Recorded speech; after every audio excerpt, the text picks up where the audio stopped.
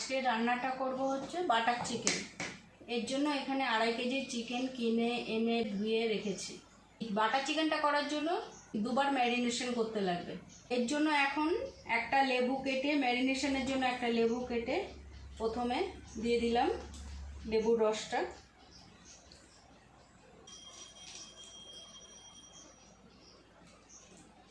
এটা হচ্ছে প্রথম ম্যারিনেশন। তারপরে লাগবে লবণ,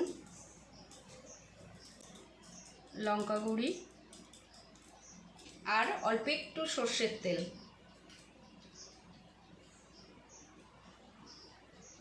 হচ্ছে প্রথম ম্যারিনেট করছি মাংসটাকে, এরপরে 2 ঘন্টা রেস্টে রেখে দেবো।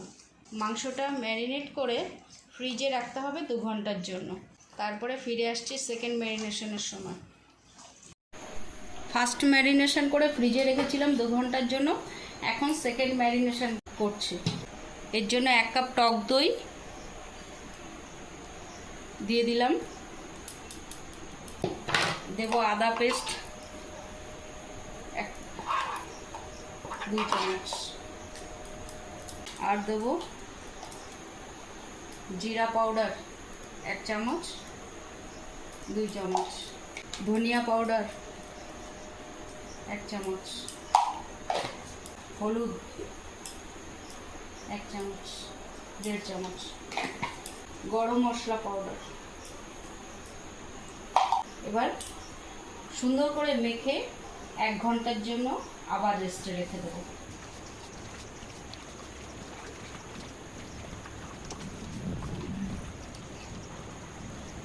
ফিরে আসছি 1 ঘন্টা পর। বাটার চিকেনটা রান্না করার জন্য গ্যাসটা অন করে দিলাম। কড়াইটা গরম হয়ে গেলে ওই কড়াইতে তেল ঢেলে দেবো। তেলটা গরম হওয়ার পরে 8-10টা এলাচ ফোড়ন দিয়ে দেবো। এলাচ থেকে সুন্দর গন্ধ বেরিয়ে গেলে টমেটোটা ঢেলে দেবো। এবার ঢাকনা দিয়ে ঢেকে দেবো। এবার দেখে নেব টমেটোটা কীরকম গলেছে। এবার 200 গ্রাম কাজু দিয়ে দেবো ওর মধ্যে। কাজুটা ভিজিয়ে রেখেছিলাম। এবার 2টো রসুন ছুলে রেখেছিলাম, সেই রসুনগুলো দিয়ে দেবো।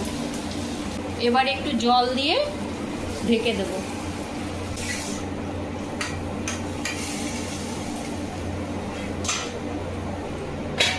ঢেকে দিলাম 10 মিনিটের জন্য। এবার ঢাকনাটা খুলে দিলাম। এবার একটু ওপর থেকে কাসুরি মেথি ছড়িয়ে গ্যাসটা অফ করে দেবো।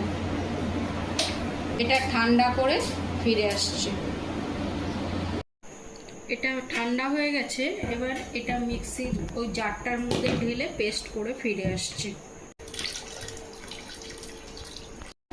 মিক্সিতে যেটা পেস্ট করেছিলাম সেটা এখানে ছেঁকে নিয়েছি। ছেঁকে নিলে গ্রেভিটা সুন্দর স্মুথ হয়ে যায়, খেতে ভীষণ টেস্ট হয়। গ্যাসটা অন করে দিলাম।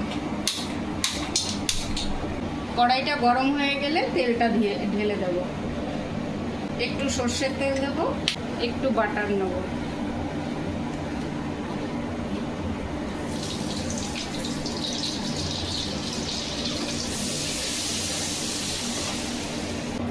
বাটারটা মেল্ট হয়ে গেলে এবার আস্তে আস্তে চিকেনটা দিয়ে দেবো।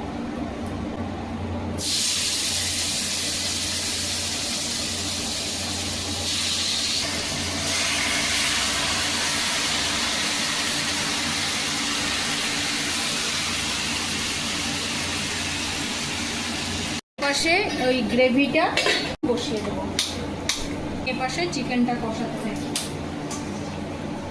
আমার চিকেনটা মোটামুটি কষানো কমপ্লিট হয়ে গেছে। এবার গ্রেভিটা চিকেনের মধ্যে ঢেলে দেব। আমার রান্নাটা যদি আপনাদের ভালো লেগে থাকে একটা লাইক করে দেবেন, আর আমার চ্যানেলটিকে সাবস্ক্রাইব করে দেবেন পাশে থাকার জন্য। আর বন্ধু বান্ধব আত্মীয় স্বজন সবাইকে শেয়ার করবেন। আর কমেন্টে জানাবেন আপনারা আমার থেকে কোন রান্নাটা দেখতে চান।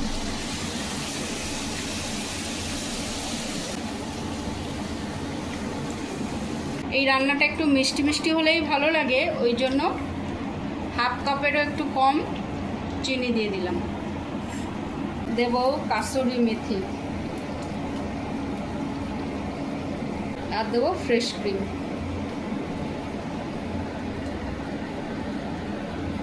উপর থেকে একটু বাটার দিয়ে নাড়িয়ে নেব।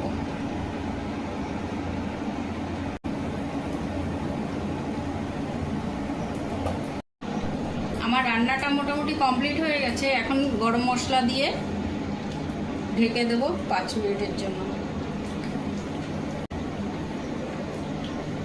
হয়ে গেছে, এবার গ্যাসটা অফ করে 5 মিনিটের জন্য স্ট্যান্ডিং টাইম রেখে দিলাম। আমার রান্নাটা হয়ে গেছে, আমি এবার সার্ভ করে নেব।